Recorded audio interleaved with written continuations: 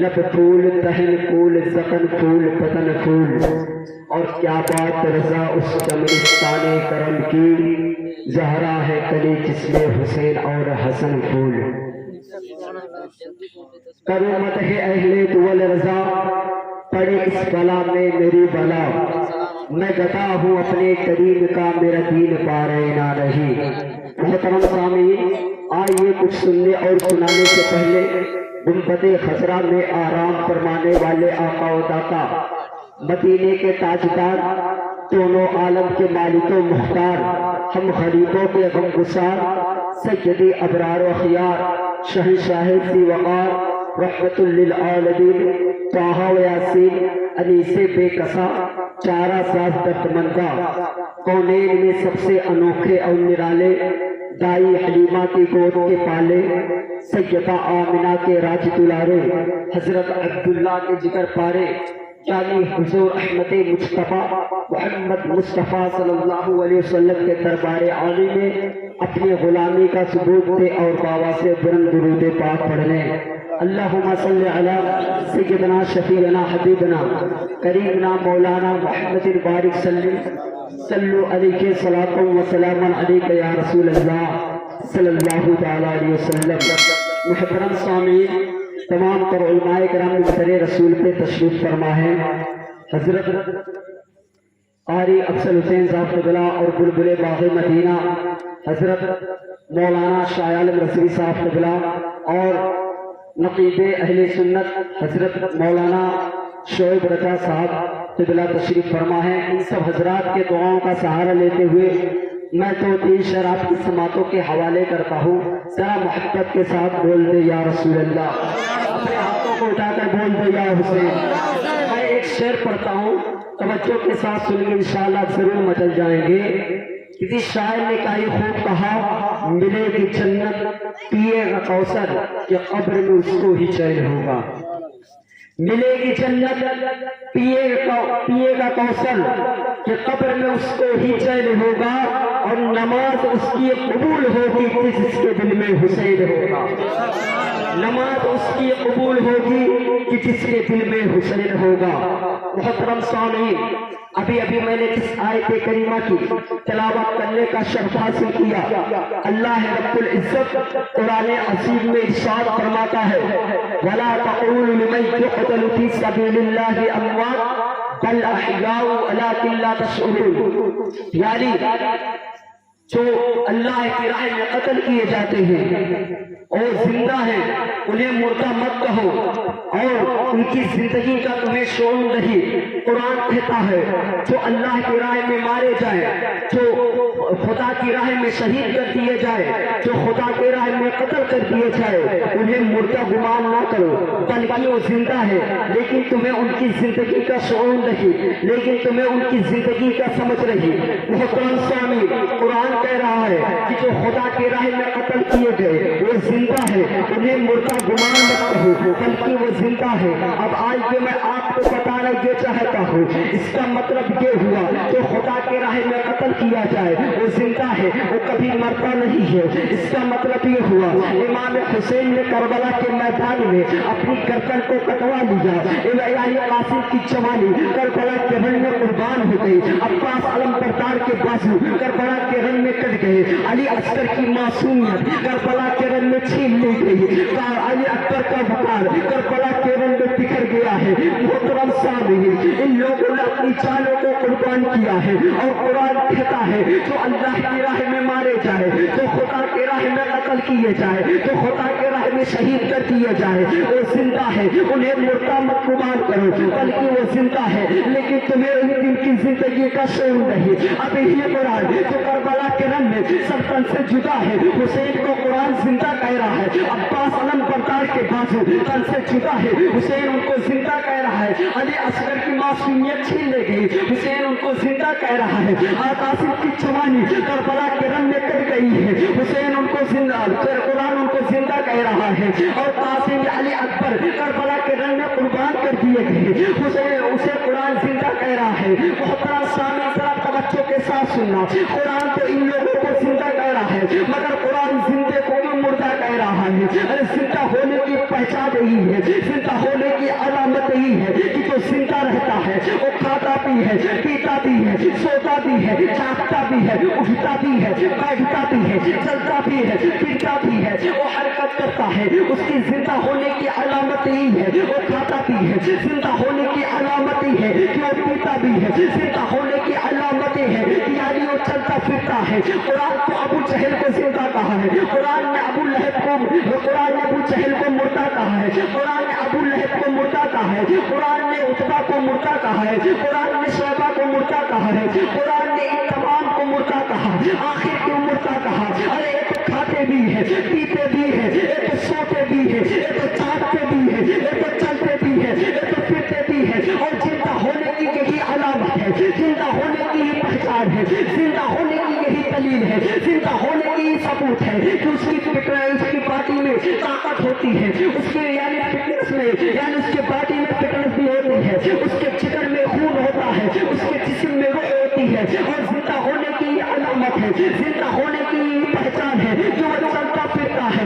مگر قرآن نے ابو جہل کو کیوں مردہ کہا, ابو لہب کو کیوں مردہ کہا, عتبہ کو کیوں مردہ کہا, شیبہ کو کیوں مردہ کہا؟ اور قرآن ان کو زندہ کہہ رہا ہے تو خدا کے یعنی مصطفیٰ کی دین کی بقا کے لیے اپنی گردن کو کٹا رہے. قرآن انہیں زندہ کہہ رہا ہے تو مصطفیٰ کے دین کے, مصطفیٰ کے تخت کو سینچنے کے لیے, دین کے تخت کو سینچنے کے لیے, اسلام کے تخت کو یعنی اگانے کے لیے اپنے بازو کو خدا کی راہ میں کٹوا رہے ہیں. قرآن انہیں زندہ کہہ رہا ہے جن کی معصومیت کربلا کے رن میں چھین لی گئی. محترم سامعین, یہی ہے کہ یہ جو خدا کے راہ میں جو حق کے لیے اپنی جان کو قربان کرتا ہے وہ صبح قیامت تک نہیں مرتا, یہاں تک کہ وہ دنیا میں بھی زندہ رہتا ہے اور قبر میں بھی زندہ رہے گا اور حشر میں بھی زندہ رہے گا. ان کو نئی زندگی مل جاتی ہے تو خدا کی راہ میں اپنی جان کو قربان کرتے ہیں. اور بڑی شان نے اسی کی ترجمانی کی ہے کہ زندہ ہو جاتے ہیں تو مرتے ہیں اپنے نام پر.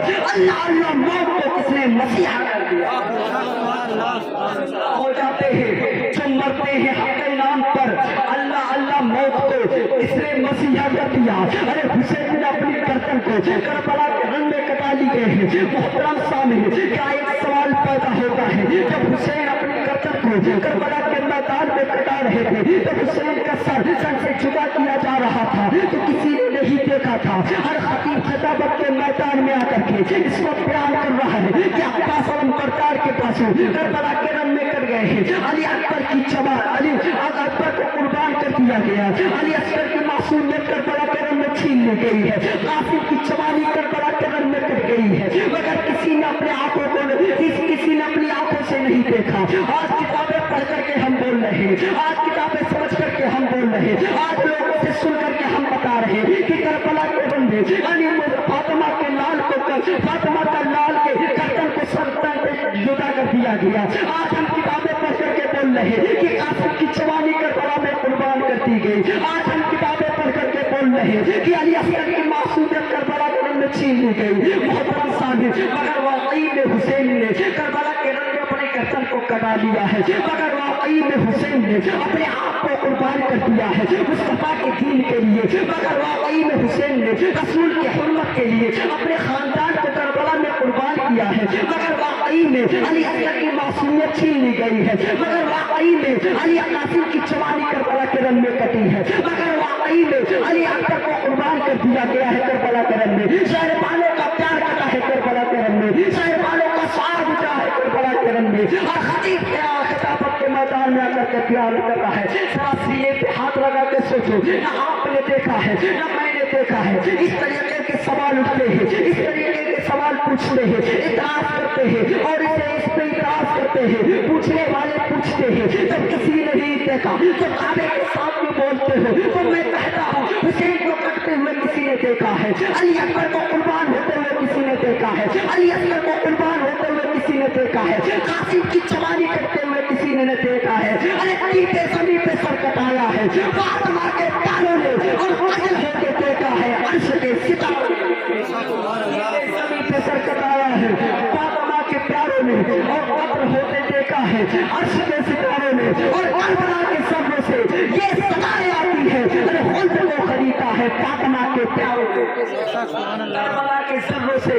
یہ صدائیں آتی ہے، خلد کو خریدا ہے مصطفیٰ کے پیاروں میں۔ محترم سامعین، آج کربلا میں جانے کی کیا ضرورت تھی؟ حسین کو گردن کٹانے کی کیا ضرورت تھی؟ ارے اسلام کی اسی تخت کو سینچنے کے لیے حسین نے اپنے گردن کو کٹایا تھا، اسلام کی اسی تخت کو سینچنے کے لیے علی اکبر کی معصومیت چھینی گئی تھی کربلا کے رنگے، حسین کے یعنی اسلام کی اسی تخت کو سینچنے کے لیے حسین نے اپنے گھر بار کو لٹایا تھا، بھائی بھتیجے کو قربان کیا تھا، کریں کہ مصطفیٰ کے دین کے پتہ کے لیے، مذہب اسلام کے حسن کو آباد کرنے کے لیے، مذہب اسلام کے تخت کو سینچنے کے لیے حسین نے اپنے گھر بار کو کربلا کے میدان میں لٹایا تھا۔ محترم سامعین، جنگ کرنے کی کیا ضرورت تھی؟ اگر حسین چاہتے اپنا ہاتھ یزید کے ہاتھ میں دے دیتے تو کام بن جاتا، جنگ نہیں ہوتی، بات ختم اسی پہ ہو جاتی۔ آج لوگ اس طریقے کے سوال کرتے ہیں حسین کو جنگ لڑنے کی کیا ضرورت تھی؟ ارے حسین ایک شرابی کے ہاتھ میں ہاتھ نہیں دینا چاہتے تھے، حسین یہ نہیں چاہتے تھے میں کسی شرابی کے ہاتھ میں ہاتھ دوں۔ اگر حسین اسے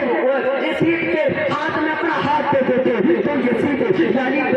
امام بننے کے قابل ہو جاتا، وہ بھی امام ہو جاتا، اس کے پیچھے بھی لوگ نماز پڑھتے، اور حسین کو دوبارہ نہیں کوئی پلیت ناپاک آدمی امام بنے، کوئی یعنی ناپاک آدمی امام بنے، کوئی پلیت آدمی نہ امام بنے، کوئی شرابی، کوئی عیاش، کوئی مکار یعنی اس قوم کا رہبر بنے، اس قوم کا امام بنے۔ حسین نے یہ نہیں چاہا، اس لیے یزید کے ہاتھ میں ہاتھ نہیں دیا۔ اگر حسین نے ہاتھ دے دیا ہوتا تو جنگ نہیں ہوتا۔ ارے حسین نے ہاتھ نہ دے کر کے قیامت تک آنے والے مساجد کو بچا دیا، اور نہ آپ کے گاؤں کا ایک گنڈا مسلح پہ جا کے کھڑا ہو جاتا اور کہتا مولانا آج آپ کو میں نماز نہیں پڑھانے دوں گا، آج میں ہی نماز پڑھاؤں گا۔ ایک شرابی جا کر کے مسلح پہ کھڑا ہو جاتا، کہتا میں بھی نماز پڑھانے کے قابل ہوں۔ ایک عیاش جا کر کے مسلح پہ کھڑا ہو جاتا، کہتا میں بھی نماز پڑھانے کے قابل ہوں۔ تو آپ سوال کرتے کہ آپ نماز پڑھانے کے قابل نہیں ہے، آپ تو شرابی ہیں، آپ کا عیاش ہے، مکار ہے، آپ کا مکاری مکاری ہے، اور ایسا شخص مسلح پہ نماز پڑھانے کے قابل نہیں ہے۔ محترم سامعین، حسین نے صرف مذہب اسلام کو نہیں بچایا بلکہ قیامت تک آنے والے تمام مساجد کو بچا لیا ہے، اس لیے کہ حسین نے یزید کے ہاتھ میں ہاتھ نہ دے کر کے یہ بتا دیا کہ کوئی شرابی صبح قیامت تک مسلح پہ نہ چڑھنے پائے، اور مسجدوں کی حفاظت کی۔ اور حسین نے بھی بتا دیا اگر تم حسینی پہچاننا چاہتے ہو تو ایک ہی ذریعہ ہے، ایک ہی آئیڈیا ہے، بس آپ اس طریقے کے پہچان سکتے ہیں۔ دنیا میں کہیں بھی جاؤ، اگر کوئی شرابی ہے تو وہ حسینی نہیں، اور جو حسینی ہے وہ حسینی ہوگا،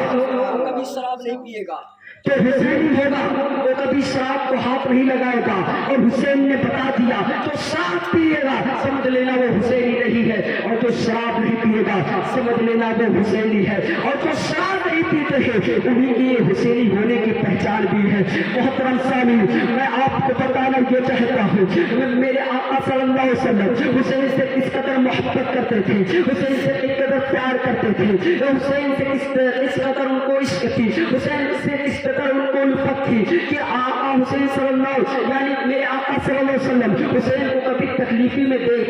دیکھنا نہیں چاہتے تھے، ہمیشہ خوشحال دیکھنا چاہتے تھے۔ ایک بار ایسا ہوا مسجد نبوی میں آقا صلی اللہ علیہ وسلم یعنی خطبہ دے رہے تھے، خطبہ دیتے کیا دیکھتے ہیں حسین آ رہے، کبھی گر رہے، کبھی چل رہے، کبھی اٹھ رہے، کبھی اٹھتے ہیں کبھی بیٹھتے ہیں، یعنی قدم یعنی بہت یعنی چھوٹے ہیں، اسے بچپنے کا عالم ہے۔ حسین چلتے ہیں تو قدم جیسے آگے بڑھاتے ہیں گر جاتے ہیں۔ جب آقا صلی اللہ علیہ وسلم کی نظر حسین پہ پڑتی ہے تو مصطفیٰ جان رحمت نے اپنے خطبے کو چھوڑ دیا اور حسین کو تھام لیا، حسین کو سنبھال لیا۔ محترم سامعین، میں آپ کو بتانا یہ چاہتا ہوں سوال کرنے والا سوال کر سکتا ہے، پوچھنے والا پوچھ سکتا ہے کہ جب میرے آقا صلی اللہ علیہ وسلم یعنی مسجد نبوی میں خطبہ دے رہے تھے، تمام تر صحابہ کرام وہاں پہ تشریف فرما تھے، صدیق اکبر بھی تھے، عمر فاروق بھی تھے، عثمان غنی بھی تھے، اور مولا علی بھی تھے، یعنی تمام صحابہ وہاں پر موجود تھے۔ اگر کوئی کسی صحابی نے حسین کو تھام لیا ہوتا، حسین کو اٹھا لیا ہوتا تو میرے آقا صلی اللہ علیہ وسلم خطبے کو مکمل کرنے کے، خطبے کو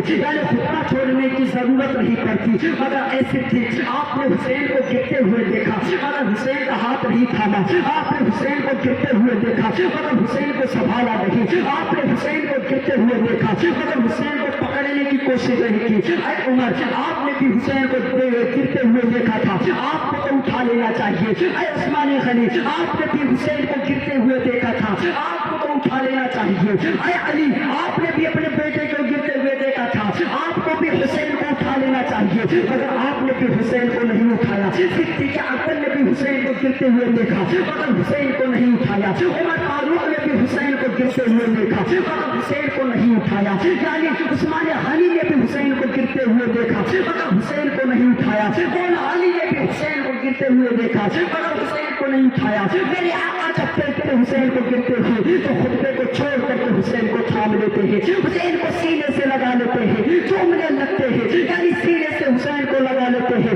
حسین کے لبے رخسار کو چومنے لگتے ہیں، اپنے مسجد نبوی میں اپنے بغل میں حسین کو بیٹھا لیتے ہیں۔ ابھی آپ پوچھنے والا پوچھ سکتا ہے، اگر صدیق نے اٹھایا تو کوئی بات نہیں، عمر نے نہیں اٹھایا تو کوئی بات نہیں، عثمان نے نہیں تھاما تو کوئی بات نہیں، آیا جی آپ کو تو تھام لینا چاہیے۔ آپ کے تو لختے جگر تھے، آپ کے تو نور نظر تھے، آپ کے تو پیارے بیٹے تھے۔ اگر کوئی بیٹا اپنے گھر سے باہر نکلتا ہے تو ہر باپ کے ذہن میں فکر ہوتی ہے، میرا بیٹا چاہ رہا ہے کسی گاڑی کے نیچے نہ پڑ جائے، میرا بیٹا چاہ رہا ہے اس کے قدموں میں کوئی کانٹا نہ چبھ جائے، میرا بیٹا چاہ رہا ہے اس کو کوئی تکلیف نہ پہنچ جائے۔ ہر ماں سوچتی ہے میرا لال منزل مقصود تک یعنی آرام سے پہنچ جائے، اس کے راستے میں اس کے ساتھ کوئی حادثہ نہ ہو، میرے بیٹے کے قدموں کے نیچے کوئی کانٹا نہ چبھے۔ ہر ماں کے یعنی دل میں یہ فکر ہوتی ہے، ہر ماں دل سے دعائیں دیتی ہے، اے پروردگار عالم میرا بیٹا گھر سے نکلا ہے، منزل مقصود تک تم سے پہنچا دے۔ ہر ماں اپنے بچے کے لیے دعا کرتی ہے، مگر اے علی آپ نے اپنے بیٹے کو گرتے ہوئے دیکھا نہیں اٹھایا۔ اگر آپ نے اٹھا لیتے تو زمانہ تانا نہیں دیکھا، دنیا تانا نہیں دیتی، مگر آپ نے نہیں اٹھایا تو لوگ یہ سوال پوچھنے لگے۔ اگر علی اٹھا لیتے تو مصطفیٰ اپنے خطبے کو پورا کر لیتے۔ تو علی کہتے ہیں اگر کوئی اور گرتا تو علی سب سے پہلے جا کر کے تھام لیتا، سب سے پہلے اس کو اپنے گود میں لے لیتا۔ کوئی اور نہیں گر رہا تھا بلکہ اسلام کا کھمبا گر رہا تھا۔ اسلام کے کھمبے کو وہی سنبھال سکتا ہے جو نبوت کا بوجھ کھمبے کو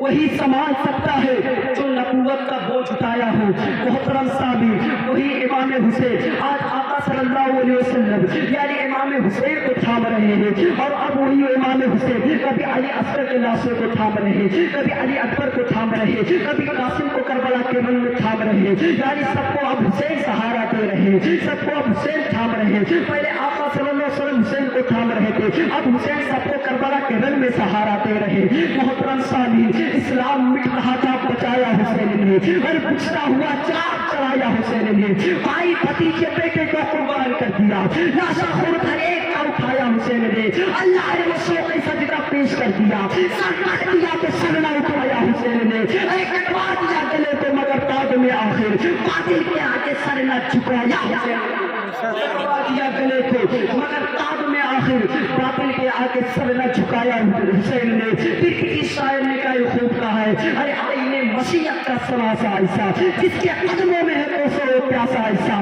کیوں نہ فخر سے جھومے رسول عربی، تقدیر سے ملتا ہے نواسا ایسا، تقدیر سے ملتا ہے نواسا ایسا۔ محترم سامعین حضرت ابو ہریرہ سے روایت ہے کہ میرے آقا صلی اللہ علیہ وسلم حضرت ابو ہریرہ فرماتے ہیں میں نے اپنے آنکھوں سے دیکھا کانوں سے سنا، میرے سامنے کی بات ہے کہ میرے آقا صلی اللہ علیہ وسلم حسین کو لے کر کے آتے ہیں، حسین کا بچپنا ہے، حسین کھیلنے لگتے ہیں، کھیلتے کھیلتے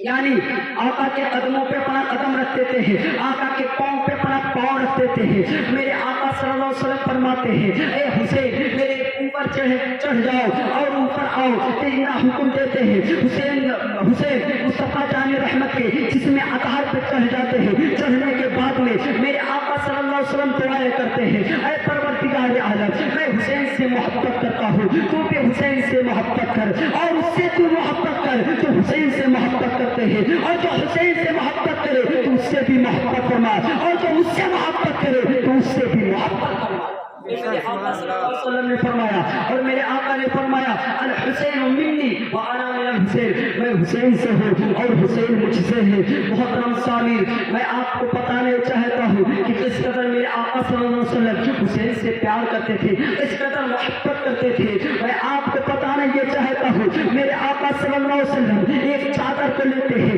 آسمان کی طرف اس کو پھیلا دیتے ہیں، پھیلانے کے بعد میں اپنے آپ کو اس چادر میں شامل کر لیتے ہیں، شامل کرنے کے بعد میں یعنی آواز دیتے ہیں اے علی تم بھی چادر کے نیچے چلے آؤ۔ حضرت علی چادر کے نیچے آ کر کے شامل ہو جاتے ہیں، اس کے بعد میں آواز دیتے ہیں کہ اے فاطمہ تم بھی چلے آؤ۔ حضرت فاطمہ چلی آتی ہے، چادر کے اندر آ کے شامل ہو جاتی ہے، حسن و حسین کو آواز دیتے ہیں اے میرے حسن و حسین تم بھی چلے آؤ۔ حسن و حسین آتے ہیں، چادر کے نیچے شامل ہو جاتے ہیں، پھر میرے آقا صلی اللہ علیہ وسلم دعائیں مانگتے ہیں اے پروردگار عالم، اے اہل بیت ہے، اے اہل بیت ہے، یہی میرے گھر والے ہیں، اور جو میرے گھر والوں سے محبت کرے تو بھی اس سے محبت کر، تو میرے گھر والوں کو محبوب رکھے تو بھی اسے اپنا محبوب رکھے، تو میرے گھر والوں کی محبت اپنے دل میں بسائے تو اس سے راضی ہو جا، تو بھی اس سے محبت کر، تو بھی اسے اپنا محبوب رکھ۔ میرے آقا صلی اللہ علیہ وسلم یہ دعائیں مانگتے ہیں۔ محترم سامعین، اب آقا کیا حکم دے رہے؟ اہل بیت سے محبت کرو، فاطمہ سے محبت کرو، میرے گھر والوں سے محبت کرو، میرے رشتے داروں سے محبت کرو، میرے اقارب سے محبت کرو، میرے خاندان والوں سے محبت کرو۔ جب خاندان والوں کی بات آ گئی ہے، جب گھر والوں کی بات آ گئی ہے، جب حسن و حسین کی بات آ رہی ہے، جب فاطمہ کی بات آ گئی ہے، تو آئیے جب نبی کے خاندان والوں کی بات آئی ہے تو آپ بارے اماموں سے بھی محبت کرو، آپ امام موسیٰ کاظم سے بھی محبت کرو، آپ امام علی رضا سے بھی محبت کرو، امام جعفر صادق سے بھی محبت کرو، اور نبی کے خاندان والوں سے محبت کرو، نبی کے رشتے دار سے محبت کرو، نبی کے اقارب سے محبت کرو، نبی سے قرابت داروں سے محبت کرو۔ میرے آقا صلی اللہ علیہ وسلم حکم فرما رہے ہیں، اب جب نبی کے گھر والوں کی بات آ گئی ہے تو بغداد کے راجا سرکار غوث اعظم سے کی محبت کرو، سرکار یعنی اجمیر کے سرکار یعنی خواجہ اجمیری سے بھی محبت کرو، مخدوم سمرہ سے بھی محبت کرو، یعنی مارینا میں نبی کے گھر والے ہیں ان سے بھی محبت کرو، اور سرکار گسار ملت سے بھی محبت کرو، سید سالار مسعود غازی سے بھی محبت کرو، یہ بھی نبی کے گھر والے ہیں۔ میرے آقا صلی اللہ علیہ وسلم کہتے ہیں جو میرے گھر والوں سے محبت کرے گا میں اس سے محبت کروں گا، اور جو مجھ سے محبت کرے گا اس کو خدا اپنا محبوب رکھے گا۔ اور میرے آقا صلی اللہ علیہ وسلم فرماتے ہیں اس سے اس کا چرچا خدا بھی کرے گا۔ اب پتہ یہ چلا اگر نبی کو راضی کرنا چاہتے ہو تو حسین کو راضی کر لو، اور اگر حسین کو راضی کر لیے تو مصطفیٰ بھی راضی ہو گئے، اور جب مدینے والے مصطفیٰ راضی ہو گئے تو خدا بھی راضی ہو گیا۔ اور بریلوی کے اعلیٰ حضرت اسی کی ترجمانی کرتے ہیں کہ خدا کی رضا چاہتے ہیں تو عالم، خدا چاہتا ہے رضائے، خدا کی رضا چاہتے ہیں تو عالم، خدا چاہتا ہے رضائے محمد۔ محترم سامعین، تمام تر علماء کرام منبر رسول پہ جلوہ بار ہے، میں کسی کا وقت نہیں لینا چاہتا ہوں، میں اب آخر میں دعا کروں گا کہ میرے بولنے میں اگر کسی قسم کی غلطی ہوئی اللہ رب العزت اپنے حبیب صلی اللہ علیہ وسلم کے صدقے فیض سے معاف فرمائے، ہم سب کو اہدنا الصراط المستقیم پہ چلنے کی توفیق عطا فرمائے، ہم سب کو امام حسین اور امام حسن کی ہم سب کے دلوں میں امام حسین اور امام حسن کی محبت عطا فرمائے۔ وما علینا الا البلاغ۔ السلام علیکم ورحمۃ اللہ۔